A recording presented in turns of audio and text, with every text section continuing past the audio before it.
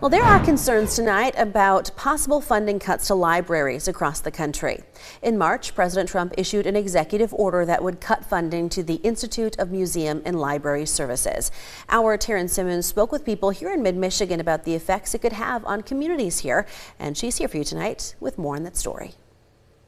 From books and movies to internet access and even help finding a job, your local library has it all. So libraries are one of the last places kind of in the world where anyone can get things for free.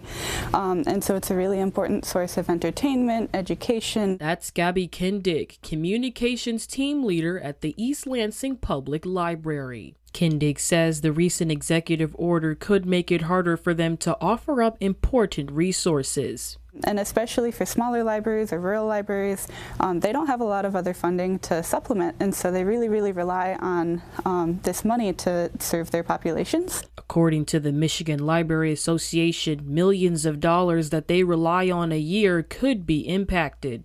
Although a federal court blocked that executive order in response to a lawsuit by the American Library Association, it still leaves concerns about future funding. Here at East Lansing, we would lose about $48,000 from the federal funding, but one of the bigger impacts too is also MELCAT. So that's the Michigan E-Library. It's run by the Library of Michigan and it's funded entirely by the IMLS. Kindig says her library does receive funding from other outlets like the state and local governments. Luckily funded by a millage, which is approved by voters. Most of our budget comes from this millage, so luckily we won't have too much of a devastating impact. We won't need to cut hours and staff or anything, but it will impact those shared services for sure. But the same can't be said for libraries in small rural areas. If their funding is cut, then that's going to have a really massive impact on availability of resources.